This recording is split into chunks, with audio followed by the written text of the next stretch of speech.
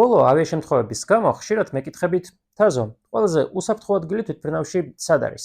პირდაპირ გეტყვით, არ არსებობს კონკრეტული ადგილი, რომელიც 100%-ით გადაგარჩენთ. მაგრამ სტატისტიკურად ავიაკატასტროფების ანალიზმა აჩვენა, რომ უკან მიჯდომებს გადარჩენის ოდნავ მეტი შანსი აქვს. მაგალითად, როდესაც დისტანციურად მართვადი Boeing 727 ხელოვნურად დააჯახეს მიწას, ტესტირებამ აჩვენა, რომ გადარჩენილთა უმეტესობა სწორედ უკანა რიგებში იქნებოდა. პირველი კლასში მჯდომი მგზავრები კი გადარჩენას ვერ მოახერხებდნენ. მაგრამ ეს არ ნიშნავს, რომ ყველა კატასტროფის დროს ასე იქნება. თვითმფრინავში ყველა შემთხვევა უნიკალურია. ასე რომ, თუ ნამდვილად გინდა რომ უსაფრთხოდ იფრინო, ადგილის არჩევაზე დროს ნუ დაკარგავ. უფრო მნიშვნელოვანია, იცოდე, სად არის შენი ჟილეტი. ამიტომ გადადე 2 წუთით ყურსასმენები და მოусმინე ბრიფინგს.